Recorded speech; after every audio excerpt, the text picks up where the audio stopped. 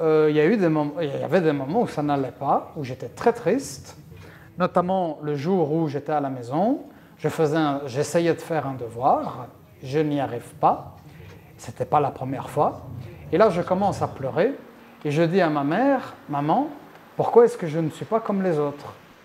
Et ce jour-là, ma mère a pris conscience que ça n'allait pas, et qu'il fallait faire quelque chose.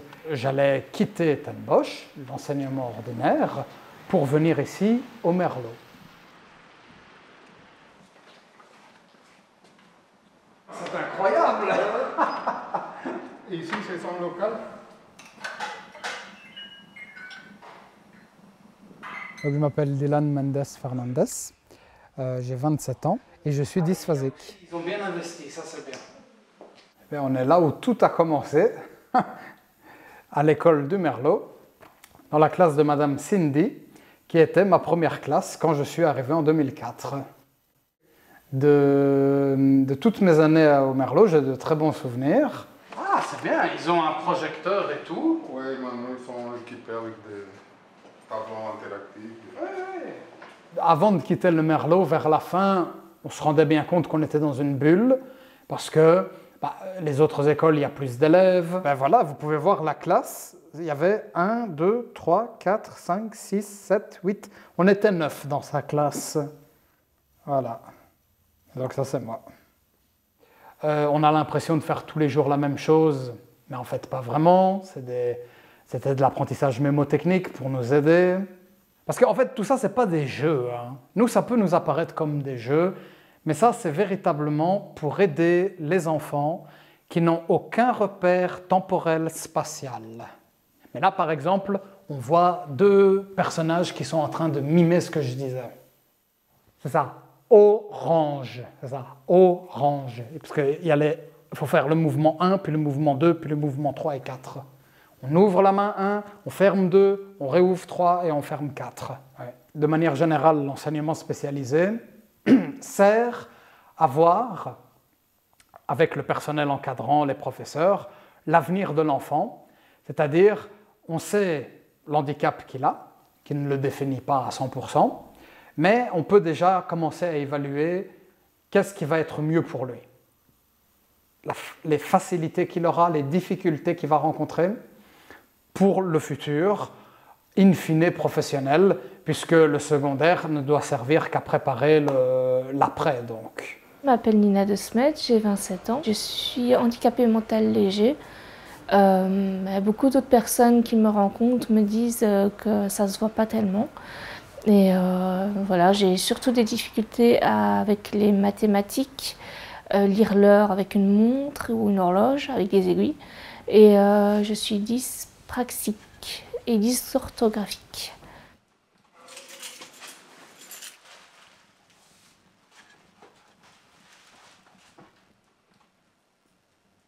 Ça, c'est de très mauvais souvenirs. Oui, avec madame. Même si au final c'était pas mal, mais c'est de très mauvais souvenirs. Tu sais me rappeler pourquoi? Oui, parce que moi, comme je ne savais pas faire les bonhommes bâtons, comme ils appelaient ça, et que apparemment je ne savais pas tenir un crayon, ma professeure, elle m'a... Madame Michel, oui, m'a tiré les oreilles. Oui. Parce que je ne savais pas apparemment faire ce qu'elle demandait. C'était un peu plus difficile pour moi. Et, oui. Voilà. Donc c'était pas des bonnes années. C'était pas des bonnes années et j'étais pas très bien. Alors ça ici, c'est l'année où ça a été beaucoup mieux. C'était sa première année dans l'enseignement spécialisé. Donc elle était avec Madame Van Gen, qui est maintenant la directrice de l'école du Parvis. Et le problème dans cette école-là, c'est qu'elle est restée 3 ans avec la même instite. Et donc le fait, quand elle voyait sa sœur avancer et qu'elle passait de classe, elle ici, elle passait pas de classe, elle restait toujours avec la même. Et donc au bout d'un moment, elle a fait le tour et on est allé voir ailleurs. Parce que le jour où tu as été visiter l'école du Parvis, tu ne voulais plus retourner dans ton école normale, hein. Tu voulais rester dans l'enseignement spécialisé. Oui, je trouvais ça mieux parce que bon, là au moins on apprenait à notre rythme, on nous tirait par les oreilles quand on faisait une faute. Et puis, les enfants, il y en avait peut-être... Non, les enfants, ils étaient comme nous. Imagine qu'on ne t'ait pas enlevé. À ton avis, qu'est-ce qui se serait passé? Je serais devenue très mal. Ah ouais, je pense aussi. Très dépressif aussi. Je pense aussi. Donc voilà. Je pense aussi. J'aurais bien aimé qu'il y ait certains professeurs qui ont la patience. Enfin, on engage des gens qui disent bon voilà, on vous engage parce que dans cette école c'est une école ordinaire, mais il se peut qu'il y en a certains qui ont des difficultés. Alors c'est bien beau de mettre des logopèdes et tout ce qui s'ensuit dans les écoles ordinaires et autres, mais il faut savoir qu'il y en a et les profs, ils ne savent pas comment s'y prendre. Et ce qui est normal, parce que des fois, on ne les a pas enseignés de comment il faut s'y prendre avec certains enfants, ou même adolescents. Je comprends que l'école, c'est pour préparer au plus grand nombre et que dans une classe, dans l'enseignement spécialisé, il n'y a pas forcément... tous les enfants n'ont pas son niveau. Mais aujourd'hui, elle se rend compte qu'il y a plein de choses qu'elle aurait aimé apprendre, qu'elle avait les capacités d'apprendre et qu'elle n'a pas su apprendre. La semaine passée, elle est allée faire réviser son cousin qui a 12 ans. Elle a appris plein de choses sur les cours de biologie. Et elle dit, mais pourquoi moi, on ne m'a pas appris ça à l'école?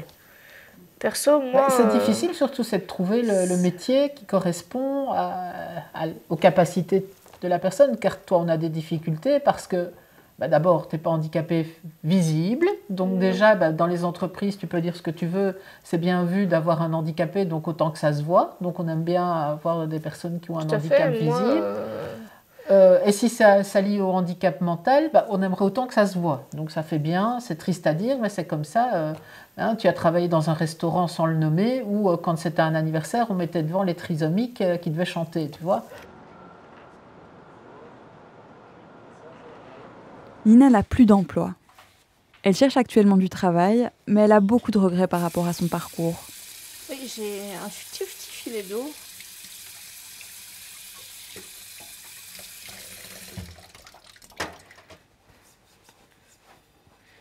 Enfin, j'aurais souhaité être en université. Mais je pense qu'avec mes capacités en mathématiques ou quoi, je ne sais pas si ça aurait pu poser problème. Tout ce qui est manuel, travaux manuels, c'est pas trop mon truc. Donc voilà, et on m'a proposé beaucoup de stages comme ceci et je n'ai pas apprécié parce que tout le temps emballer. Et à l'école aussi, par exemple, on me faisait emballer des savons, on me faisait plein de choses, couper les cordes, enrouler les filets de pêche parce que c'était arrivé dans les commandes. Et j'étais en train de m'endormir sur place parce qu'il fallait emballer et moi, ça ne me convenait pas. Ben oui, en fait, on me propose souvent... serveur, plongeur, nettoyeuse, aide familiale. Tout ce qui est animaux, je suis passionnée aussi. Mais voilà, je trouve pas de... Enfin, à part le bénévolat pour les petits oiseaux, s'en occuper, tout ce qu'ainsi, c'est bien. Ou alors en tant que bénévolat rémunéré, c'est bien. Mais enfin, j'ai aussi d'autres facultés à développer, enfin, à montrer aux autres aussi.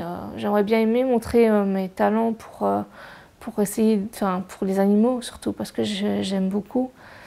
À part faire juste remplir des gamelles et tout ça, mais voilà quoi. Elle est grosse, hein.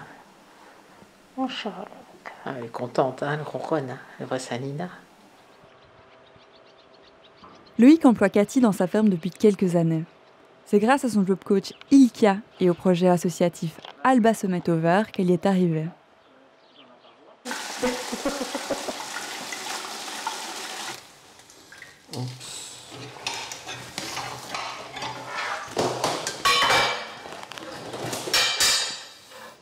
Bonjour, je m'appelle Cathy, j'ai 53 ans. Je suis bloquée. Qu'est-ce que tu fais ici? Ici, je fais des yaourts, du fromage, de la glace, du beurre, parce que aussi je vais au beurre. Je tiens de temps en temps le magasin quand on a besoin de moi. Ça, c'est super, par contre. Enfin, on fait beaucoup de trucs.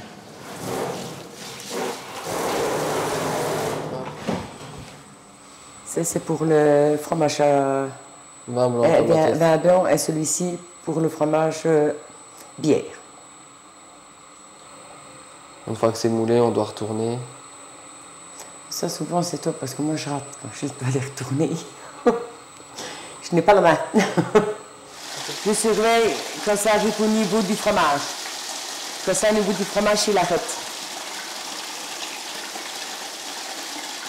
Parce que pour mouler, il faut toujours qu'il y ait un petit peu de jus. Enfin, un petit peu de sérum. J'arrivais, ben, je venais au magasin. J'étais déjà voisine avec lui, quand ils ont parlé un petit peu que je m'ennuyais, que j'étais toujours toute seule chez moi. Après, il m'a parlé de Bassmet-Over. Ça fait que je dis, je me lance. J'ai fait 2 ans de bénévolat. Et après, on a fait un peu plus de 2 ans. Après, on a fait 2 ans avec la VIC. C'est une formation ça m'a très bien plu et j'ai continué. Voilà. Mais ils étaient très courageux parce qu'il fallait me supporter. J'ai un sale caractère. Jusqu'à obtenir? Jusqu'à obtenir un contrat. De travail. Un CDD, ouais, de travail. Pour avoir après un contrat indéterminé. Un CDI. Super. Donc,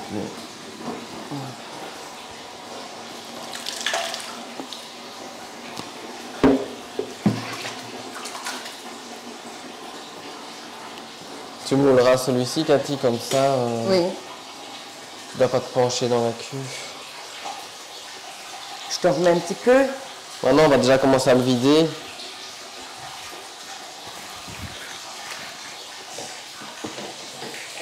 Tu peux faire ça. Les 2 lignes là Ça va. et là.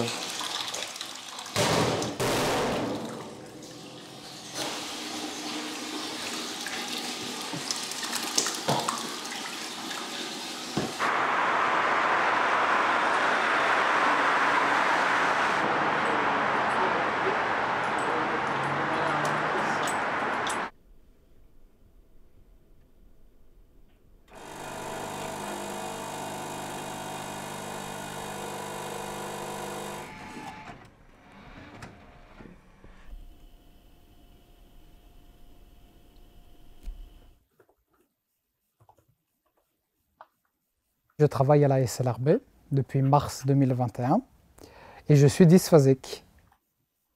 Donc la dysphasie, à chaque fois, ça va être différent d'une personne à une autre. Mais pour moi, c'était vraiment un problème de mémorisation, de concentration et de compréhension quand j'étais jeune. Donc j'avais beaucoup de difficultés en maths, pour le français aussi.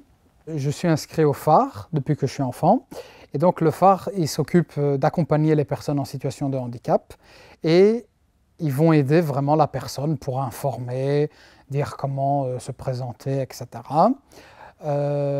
J'ai aussi eu après Diversicom à la fin 2020 où aussi ils font l'accompagnement.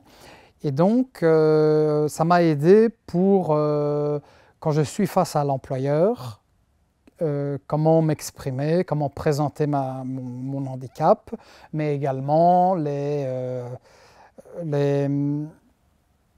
c'est pas écrit là?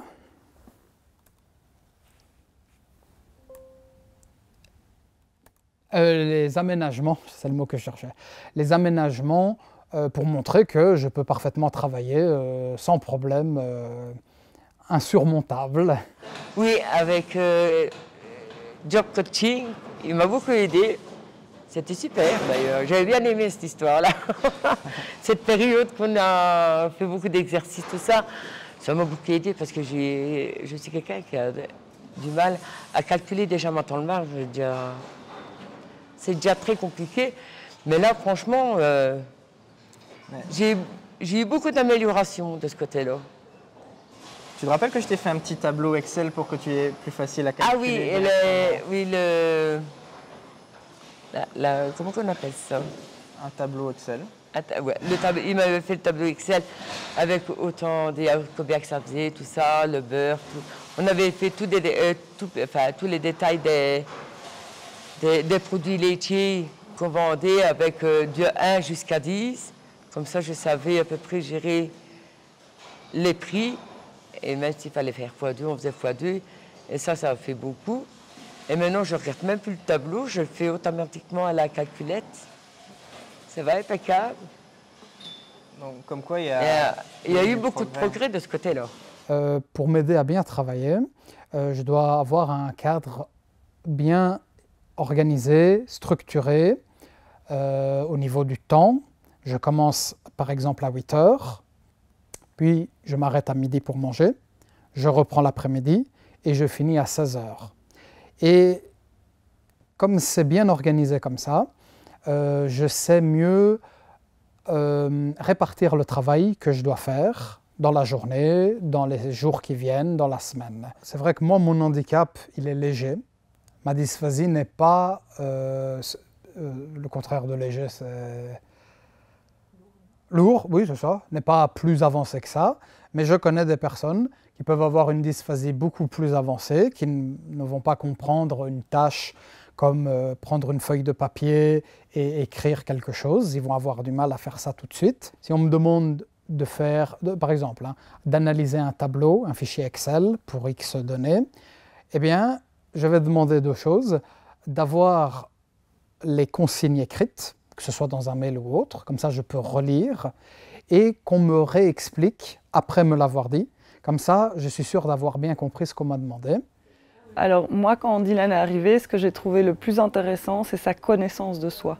Donc, et ça vaut pour tout le monde en fait. Et je trouve ça très intéressant parce qu'il a fait tout un parcours pour vraiment identifier quelles sont ses forces et ses faiblesses.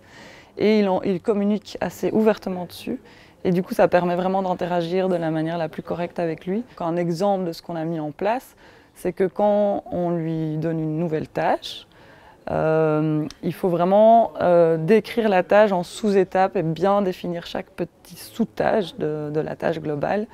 Et alors Dylan prend le soin d'écrire vraiment toutes les étapes de la tâche qu'il doit réaliser. Et ça lui fait une infofiche qu'il peut retourner consulter ensuite pour refaire la tâche. Et mardi, on va pouvoir clarifier ça, hein, oui, mais le truc, c'est qu'avec Molly, tu te souviens, toi, comme d'un exemple spécifique, qu'il faut peut-être aller plus en détail vers toi. Il y avait une collègue qui avait une fois demandé les rares courriers qu'on a encore envoyés par papier. Est-ce que tu peux envoyer le courrier par papier? Donc la procédure usuelle, c'est de dire envoi papier, faire une copie. Mais comme elle ne t'avait pas précisé, tu dois envoyer le courrier, faire la copie. Toi, tu n'as pas fait la copie et donc la personne était un peu étonnée. Oh, tu n'as pas fait la copie. Ouais. Alors que voilà, c'est aussi la personne qui passe le message qui doit être au clair et dire voilà, mon message doit être clair en fait. Et puis, comme on travaille dans la vitesse, dans la précipitation, c'est ça qui fait que c'est pas toujours évident. Quoi, voilà. Ouais. Voilà. Travailler, c'est important pour être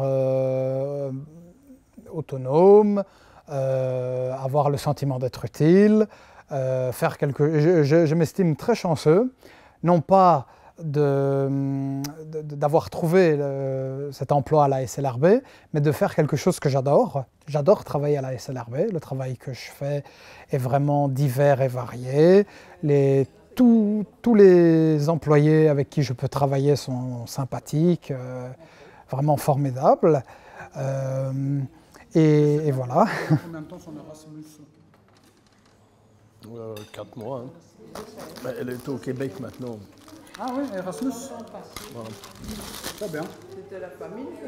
Qu'elle fasse attention au sirop d'érable, on devient vite addictif à ça. Hein. Ce sera l'État de New York. Okay. C'est là où il y a Yale, hein, si je ne dis pas de bêtises. Nous, Dylan, il nous apporte beaucoup de plaisir à chaque fois qu'il vient dans notre bureau. Et chaque fois qu'on mange avec Dylan, on est sûr qu'on va rigoler et avoir des petites anecdotes et vivre un moment sympathique. Voilà. Donc vraiment, c'est super gai. Et ça change rien finalement si c'était quelqu'un qui n'avait pas de dysphasie? Au final, vous vivez comment? Pardon? Est-ce que ça change au final de quelqu'un qui n'avait pas de dysphasie? De quoi? Je ne comprends pas. Par rapport au handicap de Dylan, est-ce que ça fait une différence? Absolument aucune, non. Les associations sont un moyen de trouver un emploi, mais ce n'est pas le seul. Parfois, la famille préfère prendre les choses en main, quitte à ce que ça reste du bénévolat. Et c'est le cas de Marie-Paul et de son fils Olivier. Qu'est-ce que la Madoline? C'est un salon de dégustation. Donc on sert des pâtisseries, des boissons. Et quelque part, dans un salon de dégustation, il y a plein de tâches différentes. Il y a prendre les commandes, il y a laver les tables, il y a servir le client, il y a faire la vaisselle, il y a encore toutes d'autres tâches qui n'ont pas encore été apprises, je veux dire même nettoyer au final le lieu, vider les poubelles, enfin voilà plusieurs choses. Et je pense que c'est commun à tout être humain, mais encore plus chez ces jeunes-là, c'est que l'important c'est de les valoriser. Je me suis rendu compte que déjà pour trouver des stages pour Olivier, c'est pas facile. C'est pas facile parce que soit il y a un minimum d'heures quelque part exigé, que les personnes quelque part différentes, mais je parle pas que pour les autistes, elles ont un seuil de fatigabilité qui est beaucoup plus élevé, donc c'est compliqué. Donc c'est compliqué d'avoir des boulots quelque part sur du long terme. Et en fait, donc ça doit être vraiment dû à la carte. La Madoline a été créée grâce à ma mère qui vous a dit tantôt qu'elle avait son propre cœur de mère en son cœur de maman à elle, parce qu'elle s'était dit que c'était bien pour moi d'avoir un petit commerce pour moi. Et elle a su comprendre une chose, c'est qu'elle savait très bien que c'était bien pour moi d'avoir une reprise de la Madoline. Et aussi, pour ceux qui veulent venir chez moi, sont les bienvenus. Alors, il faut soulever la plage. Ah t'as déjà fermé, c'est déjà fermé en fait. Ah voilà, en plus, alors que du premier coup... Tu ne serais pas la fermer 2 fois, donc là tu peux retirer la clé. Allez, super.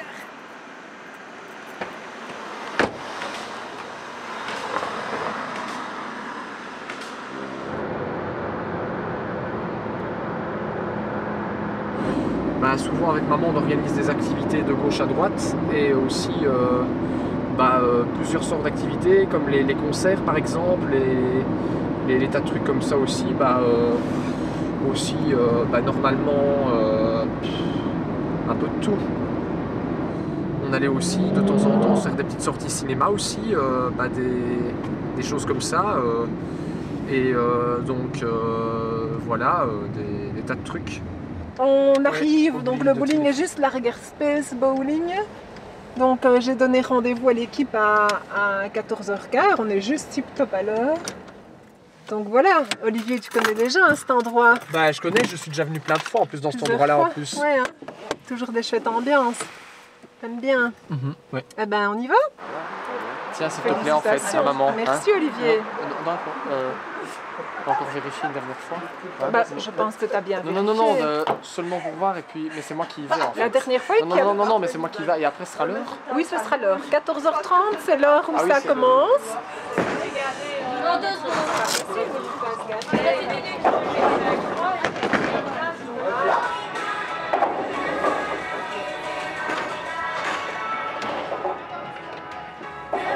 J'ai pris la moins lourde en fait. C'est bien. Concentre-toi bien. Tu me regardes en fait. Ouais, je te regarde.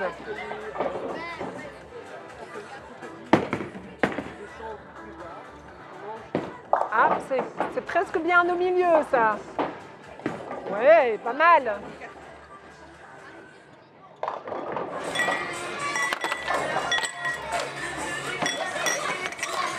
Chacun en fait est différent. Moi je vais dire, j'aime bien parler, faire des blagues tout le temps. Il y a ceux qui ne vont pas faire beaucoup de blagues, tout ça. Mais entre nous, on trouve un petit milieu, on est... Toujours un point qui relie une ambiance. Ça crée en fait une équipe. Une équipe n'est pas censée être des gens parfaitement faits pour chacun d'autre, mais c'est des gens qui chacun va donner un peu et créer ce milieu. Je trouve qu'on a fait ça avec la Madoline. Et quand tu dis que les autres aussi peuvent le faire, ne pas avoir peur de chercher des gens qui sont différents et trouver le milieu, à la place de dire moi j'ai besoin d'une personne parfaitement A, parfaitement B, comme ça j'ai Arnaud. Et ça, Arnaud le résume toujours dans une belle phrase. Ouais, vas-y. Chacun ses forces et ses faiblesses, ses difficultés, ses facilités. Voilà. Et avec toutes les faiblesses et les richesses de chacun, on arrive à construire quelque chose. Comme tu dis, il ne faut pas que ce soit parfait pour construire quelque chose. Et d'ailleurs, ce côté imparfait, eh bien, quelque part, je crois que ça permet aux clients de venir de sentir bien aussi. Parce qu'on n'est pas dans la vie tous les jours où tout doit être nickel, on ne doit pas avoir de défauts, on doit être dans la perfection de tout, dans la compétition, dans le toujours plus, dans le toujours mieux. Eh bien, les personnes qui viennent à la Madeline, ils se disent, ils viennent en simplicité.